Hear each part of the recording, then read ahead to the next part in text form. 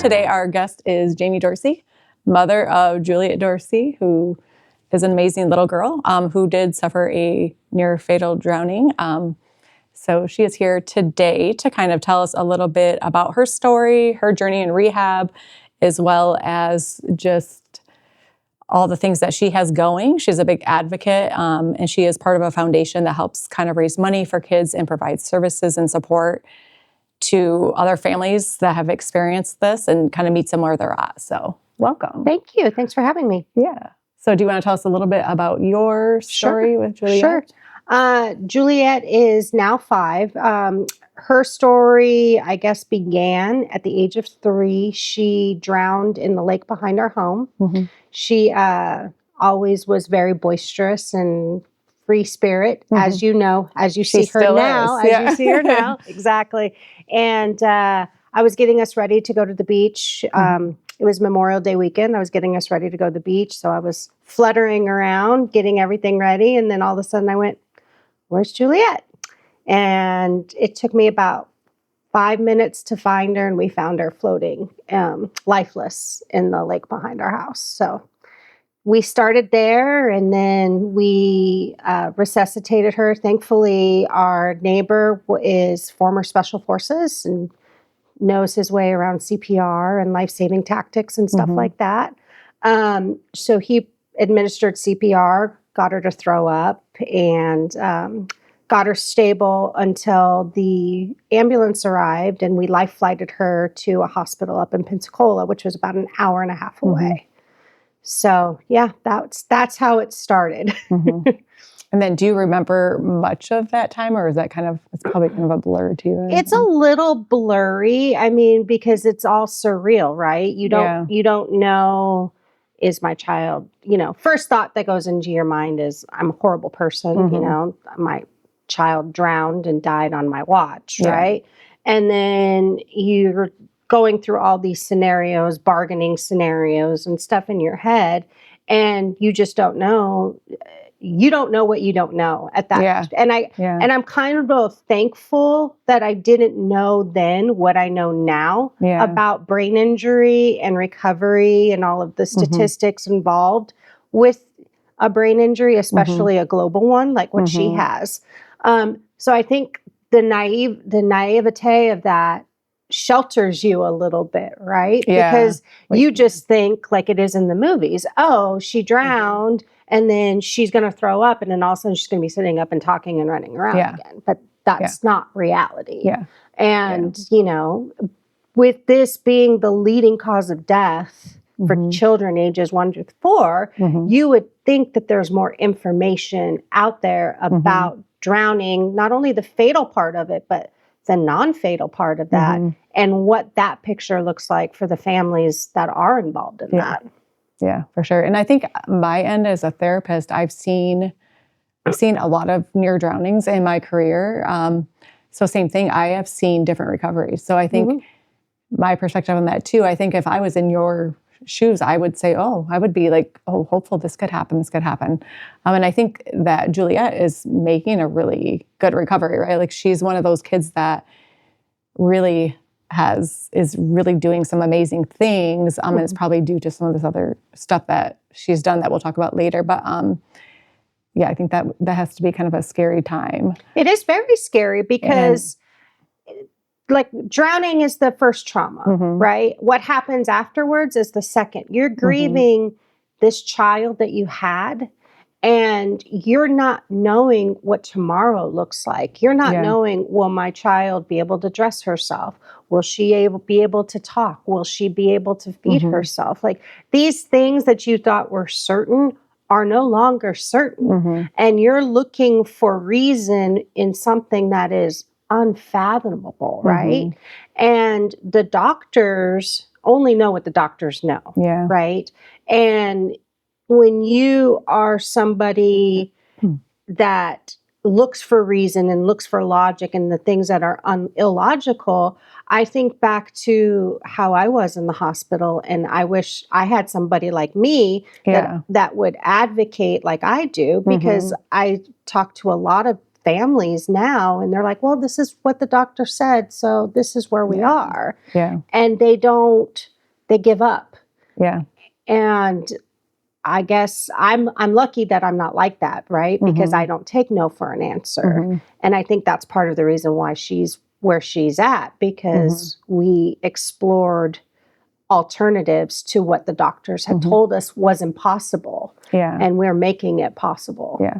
So when do you think you started that? So when you were in that initial acute stage of injury, what kind of support and information did they give you at the hospital? Because I think that's, I know from like what I've heard from parents, that stage is like the scariest. Like you say, it's the unknown and this is new to you and you're in shock and you're in this like fight or flight stage.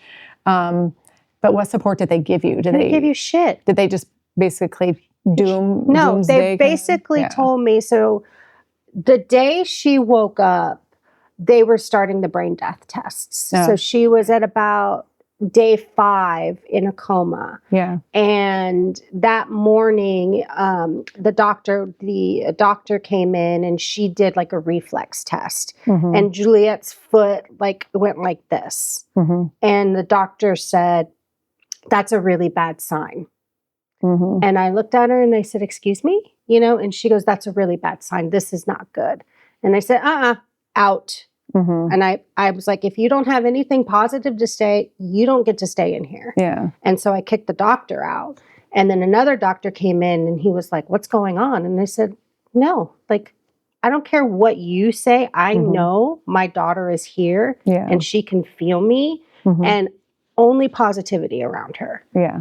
And he's like, okay, well, we need to start the test because insurance is saying it's time, right? Yeah.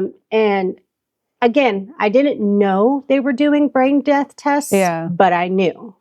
Subconsciously, I knew. As a mother, my instincts knew like this was going to be the beginning of the end for her, right? Yeah.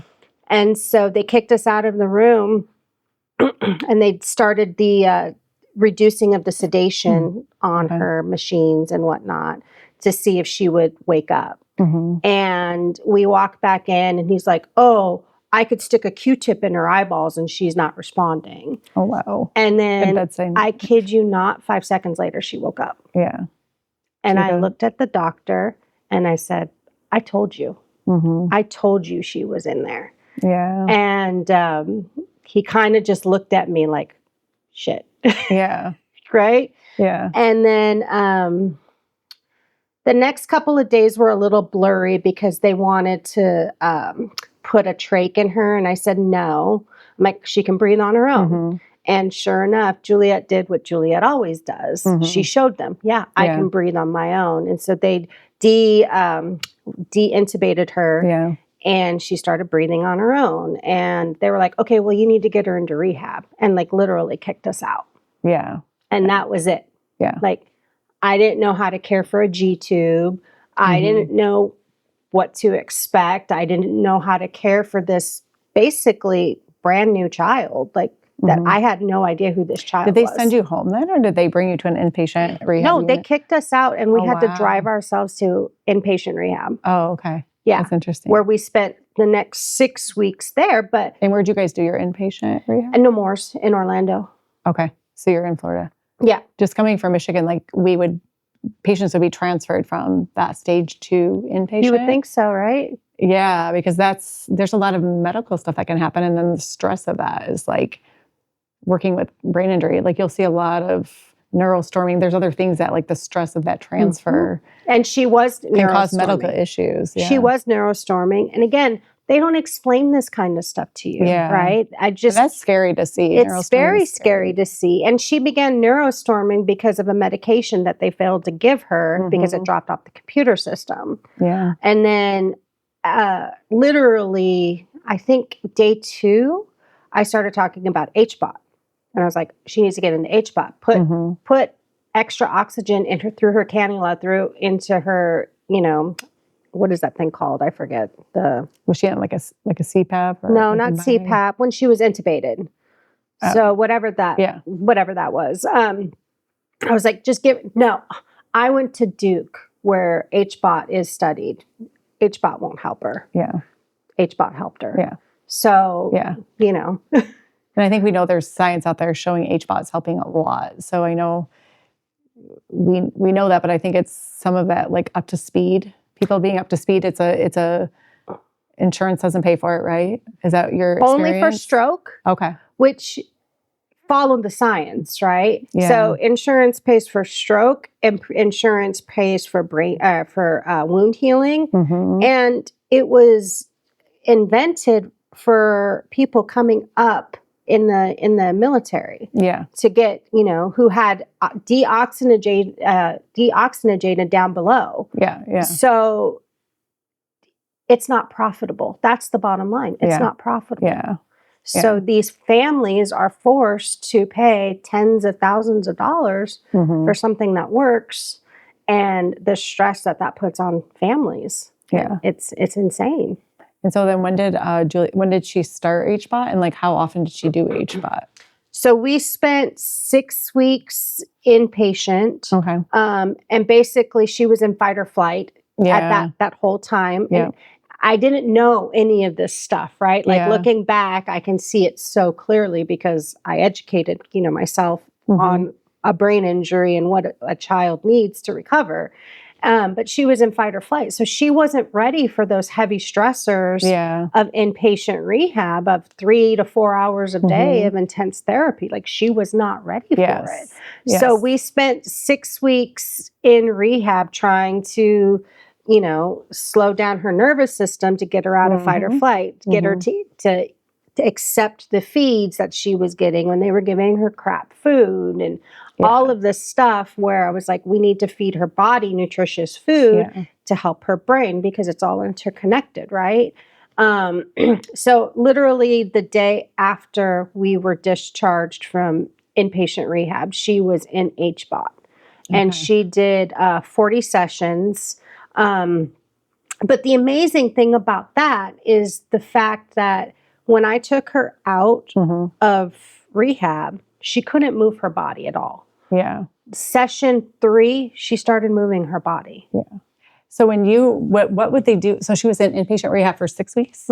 Okay. And then was she comatose still majority of the time, or was she awake? She was awake, but she was very locked in. Yeah. She would look around with her eyes, but her eyes, she would venture up and off to the left. Like her hands were, close fisted. Her legs were locked up. Like she couldn't, it was very hard to move her. She was in fight or flight. Yeah. And what was your inpatient experience? So like, I don't know, just different listeners and families going through that is like that inpatient process of, I know where I work to like, I think the disconnect when you're talking about a pediatric patient, just so people are aware too, like adult patients will stay in a medical setting longer or go to like a subacute, or they'll go to a different thing before they're ready. Once they wake up and they can tolerate 3 hours of therapy, then they get transferred to outpatient or to inpatient for the 3-hour intensity, right? Pediatrics, same thing, where the rehab hospital that I worked at pre-morbidly is like, we'd get the kids too at her stage. A lot of medical management, a lot of kids would stay in the room. Like you said, it's a very scary time, but the rehab is different, right? It's just like calming the central nervous system. It's like figuring things out. There's a lot of rapid stages of, you see agitation, you see all these different, which are good signs. And but if you don't know that, it can be a very scary time, right? Right. But a lot of times, you don't get the physical piece until they're out of certain stages, right? You might sit the kid up. You might get them to just tolerate stimulation in the room, right? But so I think there's a difference between a pediatric and an adult patient too that suffers that type of injury. There's not an in-between for these kids, right? There's they go definitely not. From one stage to the other pretty quickly. But our saving grace there was our physiatrist there. She was amazing. Yes. And she was the first person who told me that my daughter was in there. Everybody else was like, this is just who she is now. You just have to accept that she'll never do any of the things that she used to do. And I wasn't really willing to accept that. Yeah. Because I knew she was in there. And this was the first doctor who said, she's in there and she's fighting, but she's, she basically died. Yeah. And you have a newborn. And she's like, I'll tell you, it'll take you 5 years to get her back. And I said, I'll do it in 4. Yeah. Yeah. Juliet will do it for Yes. like Juliet. Yes. So Yes. So what are other types, like how did your rehab look when you were inpatient? So did you guys do? Basically, it's very clinical. It's very hospital setting, right? Yeah. So she was on medication. So they're managing her medications, high doses of Valium and baclofen and all kinds of other things, Miralax, just disrupting her microbiome even more than what it was, not really getting her system to kind of calm down. It was more amping it up, right? Plus 3 hours of therapy every day that she couldn't tolerate, So I think that exasperated it a little bit more than it should have. But like I said, the doctor there was amazing. The therapists were hit and miss. You could definitely tell the therapists who saw the light and those that were just there collecting a paycheck and were like, this kid's never going to do anything. I'm just going to go through the motions. Yeah. But it was a hard 6 weeks, that's for sure. But it was a time where you really sat down and you started to educate yourself on what can we do next? How can we navigate this road and finding people who have walked it before us, so we could use them as a roadmap of sorts to guide us through. Yeah. And then did you feel like I see like that physiatrist was a really good person for you and very comforting and guiding somewhat. And you said there was a few therapists that kind of did that as well. Do you feel like they educated you through the process of like what to expect, different signs that would give you hope for certain motor skills or anything? Do you feel like that was ever? No, no, only the doctor. Yeah. Only her. And I still talk to her to this day. Yeah. Like she stays in touch with us. She's invested in Juliet's healing. Yeah. Awesome. So I still talk to her to this day. But no, I mean, pretty much everybody was like, yeah, okay. Like you would go, oh my God, she lifted up her hand. And they're like, yeah, sure she did. Yeah. And I'm like, no, she did. And then it becomes like this match of, I have to prove to you that she did these things. So you're like on your phone, like looking for every little sign of movement or, a twinkle or something like that, just so you can prove like, she did these things. Like, isn't this amazing? And they're like, no, that was a reflex or that was this. It's like, okay. And then did you get a lot of different therapists that cycled through? And So, I mean, she had speech, feeding, OT, PT, and then like during the week, she typically would have the same of those. But then on the weekends, there would be different ones or if somebody was out or whatnot. Yeah. Like where I was at, like I think it was a great experience for a lot of people, but it was different than what you're explaining. But I think I hear about that more and more of just like the cycle of working in a hospital. But some hospitals, like we kept a team, right? So during the week, it was like you had a team of people and you felt that team, right? Like you felt that, it felt like family. And then even they did a lot of like rec therapy and just like family activities, and family like counseling and whatever. And I think working in that environment, because I was primarily an outpatient day rehab therapist, but I had a couple years where I would float from inpatient and I would follow the kids from inpatient to outpatient. And I absolutely loved it because you got to really connect. And like you said, the trauma of it, and then seeing a family and being able to be there for them. Because as a therapist, you're there to help that child, but you're also there for the parent, right? And just the educating the process. Because I think I always saw that with families, like, how do they know? Because we walk in every day and you've seen that. You're like, that's a great sign. And you're like, my kid's pulling their G tube out and they're swearing at me right now. You know what I mean? And you're like, that's a great sign. You know what I mean? But it really is. It's like a sign of like cognitive, like things are waking up, so there's a lot of cool things. So I think I always took it upon myself as a therapist, and I think it's going to be therapist dependent, that like they don't know. And like, this is a scary time, and guiding you through that of like, this is good. And sometimes being honest too, like, we don't know yet, but this is a good sign. Right. Because a lot of people would be like, being on the therapist end, it's like, are they going to ever walk again?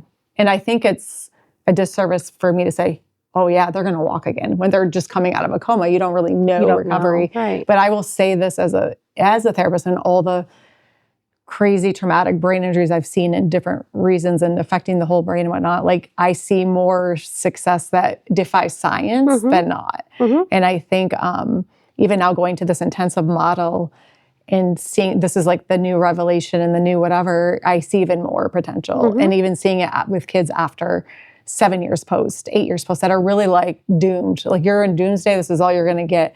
And we're seeing like recovery and muscle gain, and like the child's in there, they're in their body, and like someone's finally working with them and giving them what they need to unlock their body and unlock that. So it's super cool for being on the therapy side to see like this kind of seeing all the different stages, you know? And that's why, you know, part of me doing the podcast too is just to like bring in some of the light to some of these situations, because I've worked in different settings. And then I think like, you know, I always feel like talking to parents like you who have gone through it, and then you're like, oh, I wish I would have known this. So even having like someone, whether it's a therapist, a physiatrist, or whoever, just to kind of be more educate you more on those stages and what's good and what's not, you know, because there's a lot of unknown. There's a lot of unknown. But the hospital setting is very strict. Yeah. There's things you can do. There's things you can't do. You know, you're restricted by guidelines, bureaucracy, and insurance. When you come into an intensive model like this, you don't have those restrictions. Yeah, you don't. So it's a little bit more freeing. But however, but on the flip side of that is parents have to come out of pocket these exorbitant costs to, you know, to get their child better. And that's what's broken.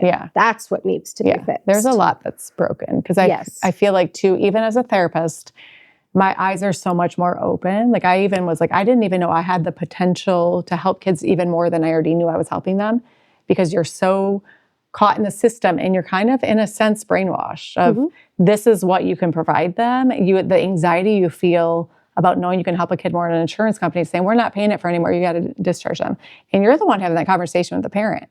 Like, I know your kid can do more, but this is all we got. We only had 12 visits. And at 45 minutes, but you got to clean up. So you can only see them for 35. And then even the prior authorization. So when I first started in rehab, I did not feel that. And as I got further into my career, and it's not that the hospital didn't have good therapists and good intentions. It's you're at the beck and call of trying to keep your hospital open, and it's the insurance contracts, and that is who's ruling the roost, right? Like it's super sad. And I think we have so much more science out there to know that all these other things are helping kids in a more natural way. We're seeing recovery. So that's why I know for me, starting something like this, like you're putting yourself out there, you're putting a risk, it's a lot of time, a lot of effort, but it is so freaking worth it, because you see like, this is cool. This should be like the new standard, right? Like it should be. And the investment, I think the investment in the child, and just, you know, you have just being able to use tools and have that freedom and say, we're going to do this and we're going to do it until this kid gets better. And then I think what you're also seeing is people coming up with new techniques, new technology. Like we're seeing so many cool things because therapists now have the freedom. If they start something like this and you have freedom and you have that private pay thing, the sky's the limit, right? But it's expensive, and it's expensive to stay private and to, you know, it's not like the perfect setup system, but at least we're on the rise to giving kids what they need. It's available. It's not available to everybody right now, unfortunately. That's the travesty, because if you look at the statistics for NFDs, 22 kids drown a day. 22, which is huge, right? Of those, 5 to 7 survive. They need care, you know, and their outcomes are so variable to 100%. To barely any deficit to impacted their whole lives. And these families don't have the knowledge, the resource, the access. I mean, it's crazy to me. And that's, you know, part of the reason why I started advocating and doing what I'm doing, because I wish I had those resources when I was up 24 hours in the hospital trying to rack my brain of how do we fix this? How do we get our daughter back? And, you know, I wish I had somebody to be like, oh, you go here, you do this, you know, call me anytime. You know, it's very isolating. Oh, it is. You know, because you just feel like a horrible person. Oh, yeah. You know? You're dealing with, like, I think the biggest thing I always saw is like, you lost a child. You lost a child. You're grieving a loss of a child. And then you have this new child. That's what a lot of parents have told me too. It's like, I have a new child.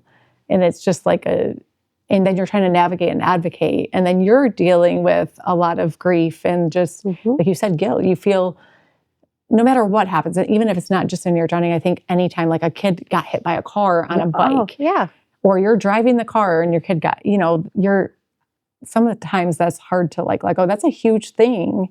And now you're trying to take care of this child. And then you're reminded of it every day, right? Right. So I'm like, just the struggle of that, right? And then you're having to fight. You. Yeah. It humbles you and it hardens you. Yeah. Because you're constantly going, okay, I'm humbled in the sense that, you know, this horrific thing happened. We survived. And we're somehow every day we're getting through it. We're walking, you know, and then it hardens you because you go, I can't take no for an answer because you got to fight. You got to like put up a fight. This little girl deserves that chance at a good life, you know? Yeah. And so you're constantly walking that tightrope of humility and like fighting. Yeah. Right? Yeah. So, yeah. Yeah. It's a lot. And I think you do an amazing job. Like Thank you. I always say you see parents and kids and you're like, ooh, a lot of people are like, oh, how can you do that? How can you work with kids like that? I'm like, how could you not? Like, I would always say that too. I've never looked at it as a sad thing because I'm like on that road to help them get better. And like, even if their life looks different, you're trying to empower them to like, you can still live a life. You might live your life different. You might be able to do this, but you're going to do it differently, right? Yeah. And then we're going to keep trying to get back everything you had. Right. But that road never really ends. And I would say that, like, I think before it was like, oh, discharge at this point. Like, being in the field over 18 years, it is so many different things that get thrown at you after a year and a half, no changes, whatever. And I even saw that early in my career where I was like, when they were still in that mindset, like I'd have, you know, I was doing some new technology stuff. There was this like EMG biofeedback. And I remember having a brain injury patient come in and I was like, oh, let's try that. Everybody's like, oh, she's been 5 years post. She's never going to get her arm. That girl was like writing. She didn't have any hand function. And then she was like writing with a pencil by the end.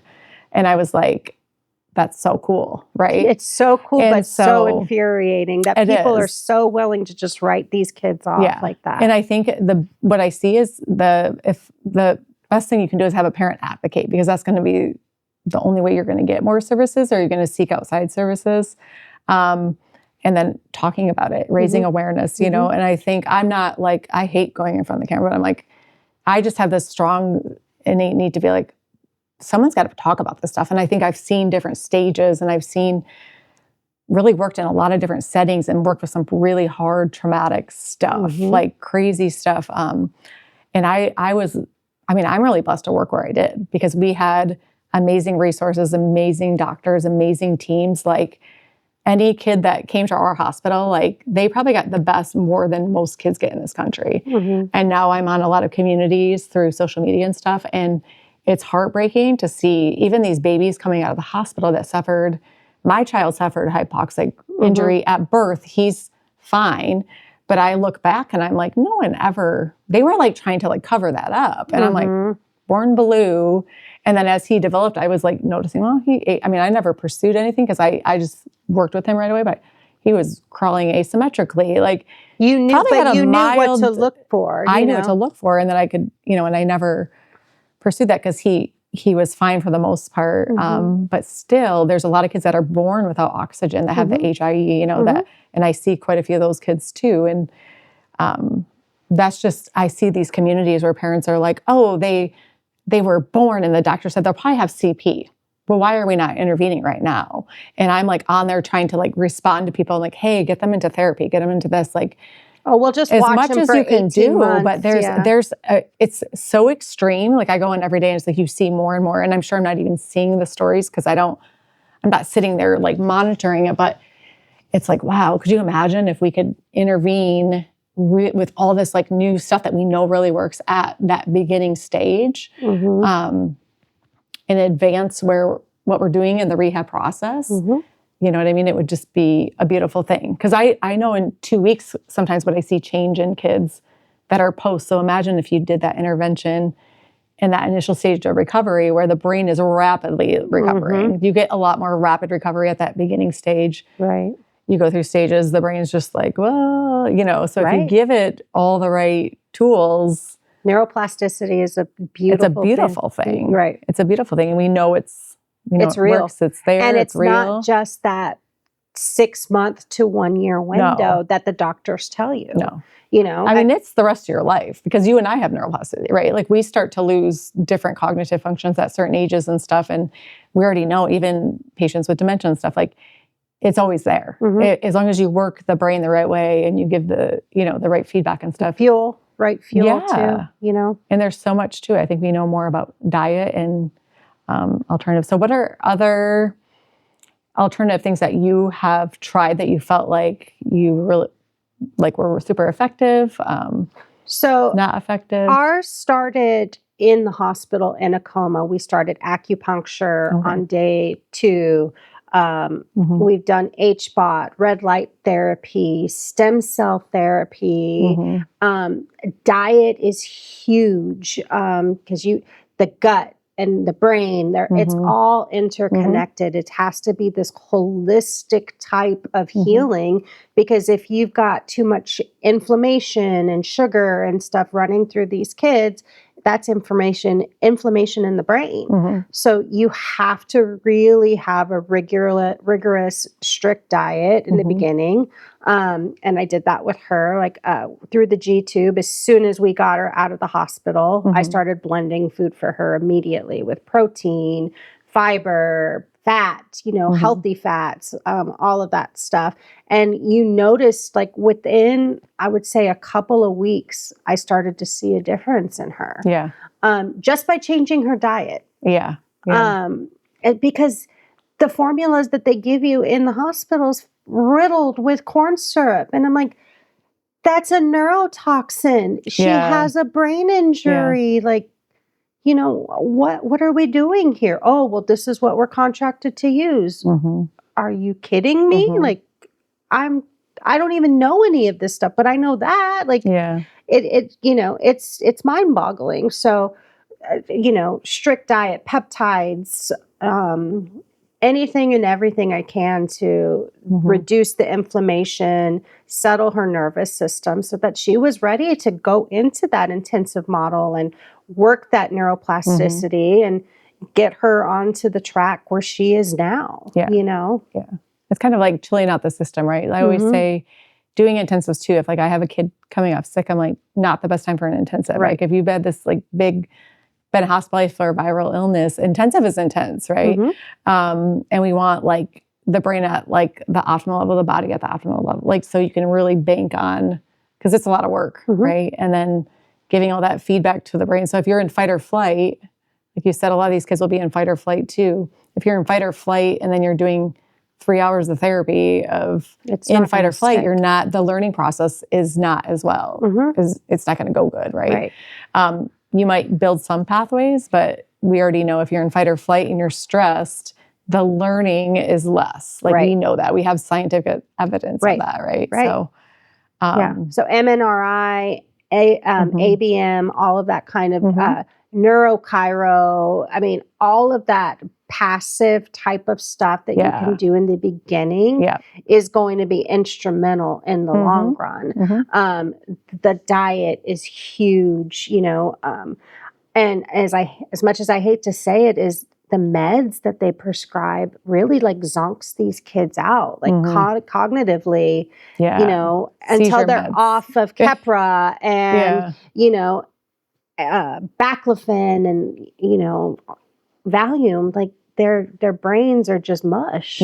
So it's counterintuitive, right? Because you're taught to listen to the doctors and what the doctors have to say. But in this case, once you get off the meds and you start doing these things that they say oh, that won't work. Yeah. It works. Yeah. Yeah. You know? Yeah. And I think that's a thing, because in inpatient, they control a lot of like sleep wake cycles. So there's like finding that balance of like what's the right concoction and when to like reduce that. I would say the hospital that I came from, that I saw a lot of doctors, they were real great at like, there's stages where they do need to be on it, right? If they're having seizures and whatnot. Yes. But that's not that active stage of like building new, like you're not working on your walking yet and those types of things. Right. So, but once you chill the brain out, right, then you can go from there. So I would say that's probably dependent on where you go too. Like and every brain injury is different too, you know? Yeah, so. Exactly. And then obviously with seizures too, I've seen that where I've worked with a lot of kids with seizure disorders. Same thing, they're on high medication. Yes, you have to control the seizures. But then, like you said, they're snowed. So the ability to be alert and learn new motor stuff is kind of out the window a little bit too. You can do a little bit, but it's not as effective. And that's why a lot of those kids end up having part of their brain removed that have a spherectomy. And a lot of times they'll have hemiplegia. But it's crazy to see their development after those seizures stop and they're not on high doses of medication anymore. And you see like motor recovery like crazy, right? So their quality of life ends up being better and their function, you know, they're more functional, more independent with different things. So yeah, I mean, it's amazing what's coming. Like, I think stem cells is going to be the new wave of, you know, that was once quackery is now going to be the baseline. I think HBOT's going to be a baseline. I think red light therapy is going to be a baseline. I think we're going to, peptides, like all of these things that are coming, you know. I mean, if you look back at like penicillin and all of that stuff where they're like, oh no. And then now it's the norm. I think this is going to be more of the norm for patients. I mean, not only with brain injuries, but with other, you know, knee ailments, all of that kind of stuff. You're seeing it work, right? Yes. And it's natural. It's more of a natural route. It's giving the brain or the body the tools it needs to heal itself, right? So naturally, right. And I would say I worked with a large amount of children with brain injuries and I do a lot of manual therapy. So like craniosacral work, fascia work, acupressure. A lot of times I would start there, right? Because you have this system, and the minute these kids are so stressed out, if you can get that CNS calmed down, I would see such better results with like integrating that into my rehab with the kids, right? Or you have a kid that's constantly like fear, like you see it on their face, you see this, and you're trying to get them to do stuff, and they're like, it pushes them more into fight or flight, right? So the motor learning isn't going to be as great, you know? So I think that that's kind of something that's been around for a while, but not everybody utilizes it. But it plays into the same thing as like the HBOT, like this natural healing component. All those methods have that, like the acupressure and those, it just chills out the CNS. It gets like cerebrospinal fluid flowing more freely.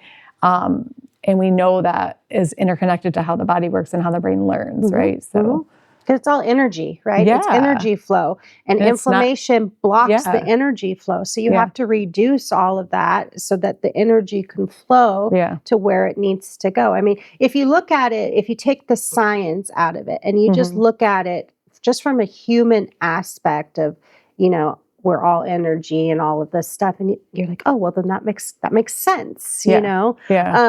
But I think a lot of people have too trained and have gotten away from what really works, you know? And unfortunately, some hospitals, doctors are pharmaceutical bought and paid for, you know? So...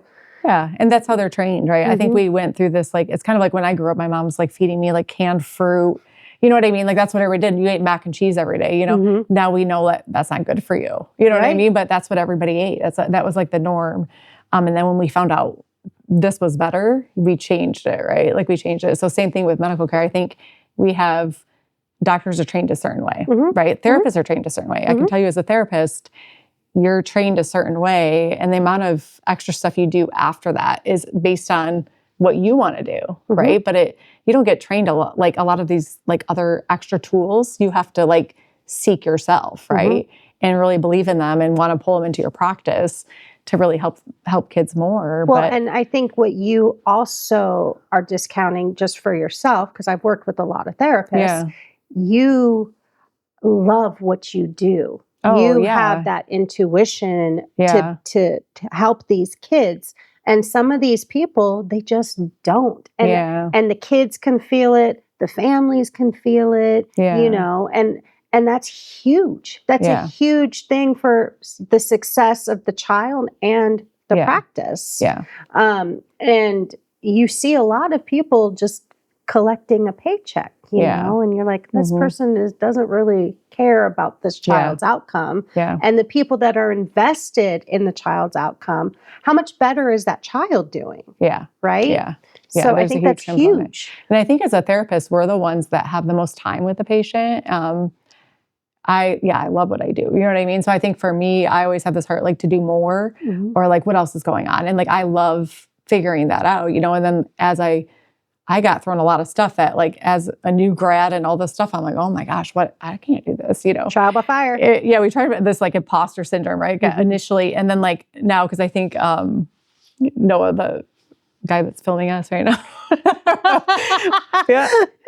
But anyways, I think he kind of asked me like, you know, do I ever feel like I have that anymore? I was like, no. It's like the craziest thing. I could have, like, I love the kids that have like all this stuff going on because I know it can help them. But I've been put in so many uncomfortable situations and so many crazy stuff thrown at me. And I was luckily able to work at a place where I had all this like equipment, advanced mentoring. I came into the field at like a beautiful time. And then I was put out of my comfort zone a lot of the time. And I had to, but I loved that. Like, I loved it because then when I found like, oh, I could do this and do this and this, and like, now I just feel like, okay, all that has led to this. And now like, I'm the person that now needs to show people more and teach people more, because the more we can empower our therapists, and I think the more tools we give therapists, the less burnout they're going to get. Because right now I think what I saw throughout the years is burnout, because it's like, I remember at the end of when I left the rehab hospital, it was like, okay, we're going to go down to 45 minutes. You're going to see 9 kids a day. And then you're going home to your family and you have your own children and whatever. And I could walk into work and just say, I love what I do. And then you have all this like productivity, this and that. If you're not doing that, you walk in with this anxiety of like, I have to perform, and you lose, I think over time, you're going to lose sight of what's important. So I would walk in every day and I just sometimes would tune out that meeting. And we talked about this. I'm like, I'm here for this kid. I don't, you know what? I'm here for this kid. I know, like, that's what I'm here for. This is what keeps bringing me here every day. And I loved the people I worked with. I loved my organization, but it was the system that is flawed. And I saw, if you are just coming out of school and walking into that system and that's how you start, I didn't start with it like that. It was always about the patient. So it's been hard for me to see, but then I also am not a fan of like being like, I'm going to complain about it and just like complain about it and leave the field. No, like you got to be the change. And even starting this and like, okay, I know I can do more. So I'm just going to like do, you know, and I think you see more and more people like gravitating towards it. And then we're seeing it work. And like, I mean, social media has actually been a good thing, because I think parents are seeing things and connecting and like being like, oh, there's more for your kid here and there. And the higher numbers we get and the more we can show that this works, hopefully we could get insurances on board, right? Like, that's the goal. Yeah. But it's, you know, they'll be like, oh, it's a study. Okay, you got to do a 10-year study. I mean, I've done studies before, like, okay, cool. It takes 3 years to get there. We can't wait. So we need to start this now, but like create awareness and just try to keep pushing research and stuff so we can get insurances to pay for it. Right? Because why aren't they? We know it works.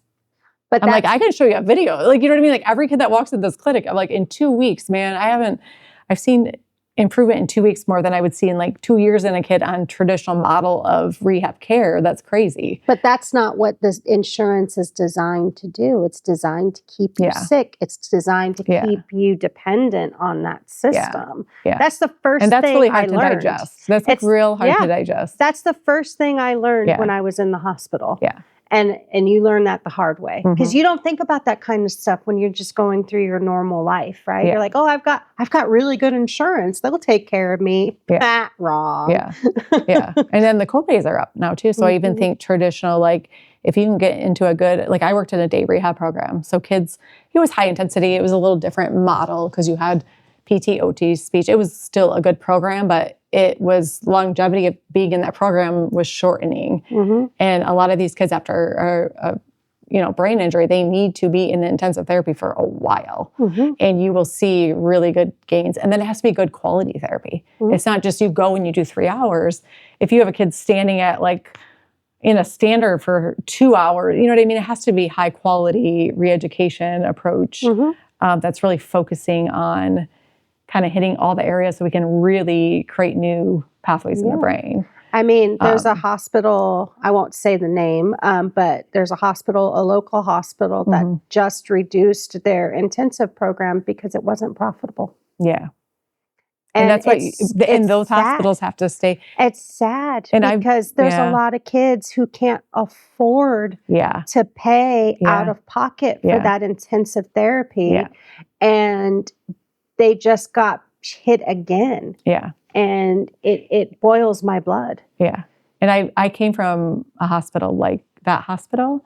And I will tell you, like, I know the structure because we were involved in a lot of the meetings. So a hospital has to stay afloat. It's high cost. Like, it's high cost for me to have a clinic. It's a profit. Yeah. It's a for-profit. It's a business. Yeah. For me to have a clinic with I don't have the high-end equipment and whatnot. I have my hands and my brain and stuff like that.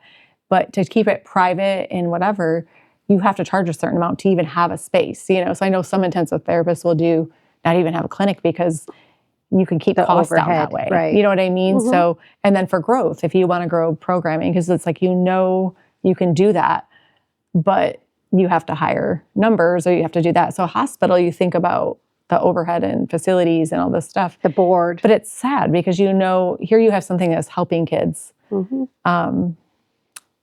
And it's just really dysfunctional. It's just it doesn't seem blood. right. No, right? it boils your blood. Because I talk to a lot of families and parents through this, and the first thing they tell me is, I don't understand. Like, why? And it's like, let me show you the resources. This is what we've done. And, and they're like, how do you afford that? Like, I have no idea how we afford this, but we somehow have found a way. But I'm going to give you the tools. But for how long can you afford it? That's the other thing, right? I don't know.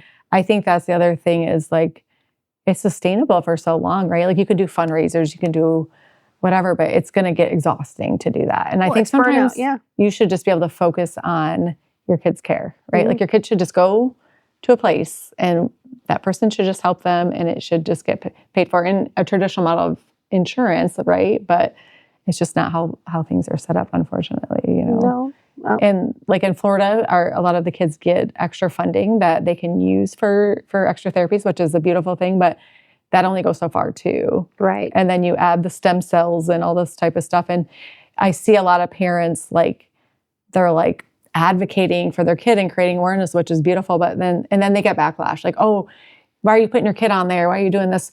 How the heck is anybody else gonna know that it's out there? And B, sometimes it's so they can pay for stuff to help their kid. And that's sad. Maybe they didn't want to, but it gets their kid the care that they need. And it's sad that we live in a society like that, right? Like, it gets keyboard warriors, right? Because there's even like this whole Reddit thread of like quacks. I went down this rabbit hole a long time ago about it, but and they just like keyboard, like, you're awful. I can't believe you subject your kid to this. Oh, this performative this and this. And oh, they're back at that quack doctor. And, I think I had a glass of wine one night and I decided I was gonna fire back at some of them. And I just went to town on them. And I'm like, you guys aren't doctors. You guys aren't therapists. You guys aren't parents living through this hell. Like, shut up. It's so easy to judge behind your little keyboard. And but they're not going to change the way they see the world. You know? And I think that, there is, I think coming from a therapist, and there's a lot of misinformation out there. There's some people that are taking advantage of people and banking on the industry and just, I think as a therapist and the stuff I know, I'm like, ooh, that's like, come on. Like, I see it a little differently from different eyes. Yeah. And that kind of makes you sad for whatever. But I feel like I'm also everybody's got their opinions, but also parents there are people coming out with new things and they don't really know 100% if it works well, but it's something that it's like that beginning stage of like, we don't know if it works, we think it can work. Like the science man, it makes sense. And that's how things start. You have to start somewhere. And then hopefully advance from there. Now, if you have someone doing something and you know it's not working and they keep doing it, that's a little different, right? Right. But I think people always have their opinions. You got to put yourself out there. I think even being an intensive therapist, and then if you put yourself out there and you're kind of like talking about things and you're really trying to make a difference, keeping your eye on the prize, because you're going to get people that are going to backlash and be whatever because they're uncomfortable with change, right? Like, there's other reasons, right? So, whatever the reasons are. And you kind of have to, again, that's what hardens you, right? Yeah. Because even putting Juliet's story out there, I've had people tell me I should be in jail. I should, she should be taken away from me and all of this other stuff. And it's like, okay, but who's going to fight for her like me and my husband do? Yeah. Nobody. And I think you felt a call to share your story. I think we all have different purposes in life too. And I think some of us feel the need to share our story. Like that's your choice, right? That's like the whole thing. And I think, what if you didn't, right? There's so many more people that you have connected with, just knowing you personally. Like you have helped a lot of families and a lot of parents. And like if you wouldn't have put your story out there and you wouldn't have been vulnerable, like it's not that you wanted to, you probably just felt like, I need to do this so I can help more people. Right.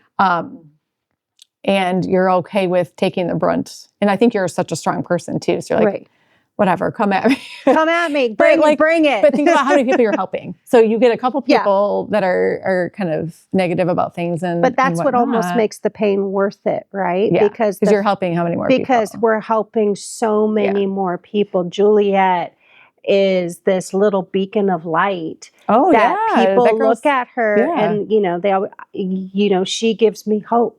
Yeah. If it weren't for her and what you're showing her doing, I wouldn't have known about stem cell. I wouldn't have known about HBOT. Oh, for sure. Yeah. Thank you for taking the time to talk to me and, share this story. Yeah. It makes it almost not worth it, but it's like that pain and sacrifice. Well, that's why you did it too. That's why you do it. And like, sometimes people will try to make you think different, right? But and I think every kid has a purpose here too, so like some of these kids, because like I don't know, I'm so in tune to a lot of these. I've seen a lot of kids. I'm just like, you connect with them. You see such potential. You see them in there. A lot of these kids are like locked in their body, and you just know they're in there doing this. And like for me as a therapist, they're my inspiration. I said, you want to know who my heroes are? Not like kids, NBA person, but you're like, these kids are not Brad Pitt or George Clooney. It's but like you think about these kids come in and work so hard, and like the smile on their faces, and like you that even see the joy, the empowerment that you get, and just like you see that you're like, I'm doing this. Like it's just the coolest thing. And I think sometimes you sharing that and giving that gives people hope, right? You might, hey, this might not be your outcome, but this is like, we're gearing up towards it. And then it gives parents other like, okay, well, what did you do? We'll try this and try that. Right. And like you said, it's not a perfect recipe into how this is going to heal or what's going to happen to your child. But I've seen variant things. Like I've seen kids that were like, oh, they're going to be brain dead the rest of their life. Just like give them parents something how to like stimulate their brain. And I had one little girl that I worked with years. I mean, I have a lot of amazing stories, more than not. But I remember this one girl in particular, right before I saw her years ago, and she was the case of, you're going to be a vegetable, do nothing. Yeah. But you basically have a child that literally is going to lay in bed the rest of their life. And I remember her coming to outpatient, even inpatient, she wasn't doing much. And when I left my job, she literally, and I thought this was so cool, like her foster mom had brought her in, and she was in regular school. She got a little bit of support. She had one AFO on. She's talking. That girl started talking and walking in outpatient day rehab, right? She wasn't supposed to do that. She had her personality back. So it's not just the rehab either. There's just so much more. Like you don't know the destiny of your child. Right. You don't know why they survived it and another kid didn't survive. Because I feel like a lot of kids don't survive drowning, right? So there's a reason why your child survived it, right? Right. I think it's like 99% die. Yeah. So that 1%, like we're Mm-hmm. trying to connect with that 1% who made it. Yeah. You know? And I think it's very similar to like the HIE babies, you know, like they're kind of without oxygen or whatever. I mean, there's just such a variance, but some kids survive and some don't. And some, like, the recoveries are all over the board of, you know, what their function is, you know, and actually access too. Because you see some kids that aren't getting anything. And it's like when that intervention happens and then the proper intervention and the, you know, continuation of it, you know, but I think sometimes too, you'll see kids go through it and the families get exhausted and then they stop doing rehab for a while. Well, right. And they are told your kid's not going to do anymore. And then they do more. Right. And I think it's important to schedule in, like when you're scheduling all your therapies, right? I think it's also important to schedule in rest. Yeah. Because the brain does need to rest to heal. That's where integration happens. That's where, you know, even like these plateaus that are the, you know, the scary word plateau, there's integration happening during a plateau. And plateaus are normal developmental stuff. Exactly. So I always tell parents too, as a therapist, like it is good to take a break, right? Like, because we just got all these skills. Once you gain like a bunch of skills, you want to practice them for a while. That's typical development. So you get a child that when your child walks, they don't walk great at first. They're walking, they're stumbling, they're you know, whatever. Right. But they do that for a while before they hit that next, like, oh, they're walking real good, right? So that's typical development too. So I think sometimes we forget that too, that you have this child that's still developing that had a brain injury. Totally different story, right? Like, it's not like an 80-year-old brain, you know, that was like all this motor functions there. And then they had this like anoxic episode. Right. A little different because we have this brain that hasn't fully developed. Right. So actually, and it's more rapidly developing. The brain at that stage of life has more rapid development, you know? So I think with kids, it's just, you never know. Like you will see I've seen such a variance. So why give up hope? Because not even you and I aren't the same, right? Like the way my brain develops in your brain and whatnot. Like, so why are we putting like kids in a box, right? Like, I don't think any kid should be in a 12 weeks, box. this many, whatever. And even personality plays into it. Like I see that a lot with, if a kid's not driven to do something, you gotta change it's going to be harder. You know, you gotta, like, you might change it up, but like once there's some kids that I can get so far and then they don't want to do anymore. So, okay, we're here for a little bit and you can try all the motivating strategies, but there's some kids that I know they're so strong-willed. I'm like, they could do it. It's just when they want to do it. Right. And you also have to be mindful of that. Yeah. There's a lot of kids like that where you're like, oh yeah, I can just tell when they're tired versus like, because I'm like, oh, some days some kids will be like, oh yeah, I'm going to rock it out. And the next day they're not doing it. And then we freak out. I'm like, but you know how many demands these kids have put on them too. That's another thing. Like the rest piece to me, that's why I love intensive therapy, because it's like, hit it hard, take a break, like live life, like integrate your family back into like doing fun things and resting yourself, because you need that healing time as well. Right. Yeah. Because it's stressful, right? There's a whole stressful component. It's very stressful. I mean, it's not like you can go home and just take a break, you know, you got to go home and there's a whole other life. And, you know, I have a child too. Yeah. So it's that balance of, you know, taking care of one child who is fully dependent on you. Yeah. And then also caring for another child who witnessed this traumatic thing. Oh, yeah. And trying to navigate that and, you know, a husband, a career, and all of the other things that, you know, we try to do, helping other families, you know, it's just... And we minimize, a lot of times when you have something so significant happen, you minimize what you've been through, what your other child's been through. I think siblings, that's a huge thing. It affects families so much. Like a lot of people end up divorced, you know. It creates a lot of strain and tension. Siblings get kind of resentful of each other. So that piece of being a family and then also like integrating your family into her journey and allowing healing. But you need time for that, right? Right. But initially you're so focused on this one child because you're just trying to keep her alive and you're trying to get her kind of doing things a little bit more independently and stuff. But And it's a long road. It's a marathon, not a sprint. Yeah. And I think that people forget that because it's just, I got to do this, I got to do this. Yeah. And, it's not our time, it's their time. And, the brain, if you think about it, like the brain lost like connections and now it's got to find these little ways to go around what was damaged and rewire itself. Yeah. And you think about that, like how cool is that? Like you think about what we only use 10% of our brains on a normal person. Yeah. And these kids are finding ways, and even adults finding ways to rewire their entire brain. Yeah. Like it's so cool and powerful what our bodies can do. Yeah. Yeah. It is so cool. Yeah. Even kids that have like part of the brain removed, I've seen that too. And like they're just gonna have hemiplegia, but like, oh, they won't get their hand function back. No, they get their hand function back. It's not right away. But I've worked with a lot of kids that are like, no, you get, so every time I see a kid like that, I'm no, you can get hand function back. You just have to do the work to get there. And you have to have the right interventions, right? Right.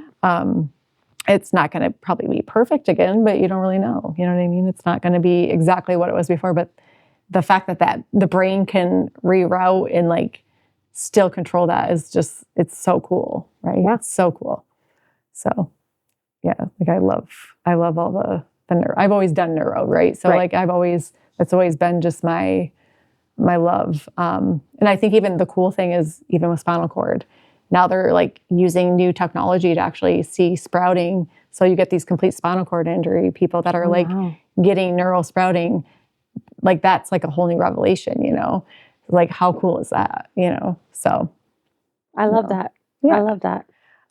So we could do you want to go kind of into more of like a little bit about your foundation? Because I know you're part of a foundation that helps kind of raise awareness and different tools. You want to tell us a little bit about that? Yeah. So I joined a nonprofit called Project One Cause. And I found, or Anne Marie found me. I found her. I don't even know how it happened, but we found each other. Yeah. And she had started it because her own son had drowned 19 years ago. Oh, okay. So we connected, and I was on the journey of starting a foundation for Juliet. And she was like, why go through all that process? I did it. Join mine. I was like, perfect. And so we are, actively fundraising, raising awareness. But the cool thing, what we're doing is we're actually going and like talking to families. Like you get to have conversations with me or Anne Marie who have been in your shoes. Yeah. So if you're in the hospital and you find us, like we know where you've been, like we get it, because that's huge because nobody understands that trauma unless you've actually lived it. Yeah. So I love that aspect of it because we actually are being able to help people like right when it happens and get in front of it and be like, okay, we can help you get into HBOT. We can advocate for you for, your social workers, medical needs, it's equipment, like any of that. This is what you're going to need, So I'm really excited about the possibilities of what this organization is going to do. Yeah. And we are actually headed to the Super Bowl in a couple of weeks to do a brain injury conference out there. So I'm excited to just raise awareness on the organization and what we do and help raise money for these kids because these kids are doing some extraordinary things that they were told they were never going to do. Yeah. And just to be a part of that and to see that these kids are defying all of the odds that were put against them at such a young age. Yeah. And watching them do it is the most amazing thing. Yeah. And the fact that you had a part in getting in there, right? Yeah. Like, well, I mean, that's gratifying. Yeah. But you become the insurance company that's not. Unfortunately, you have to raise a lot of money. You have to raise a lot of money to do it. Expensive, right? It is expensive, but I hopefully donors will go to the website and they'll see it and they'll be inspired to help, these kids achieve their potential, their full potential. Yeah. Yeah. And I think that, that's one of the things we talk about, sharing your story, like you think about where that led you to doing more, and you're like helping out this big community that, I think it's a really traumatic thing that happens to families and stuff, and no one really wants to talk about it. And like you said too, there's a lot of like, oh, I feel bad, a lot of shame and go. And like, but it happens so often, right?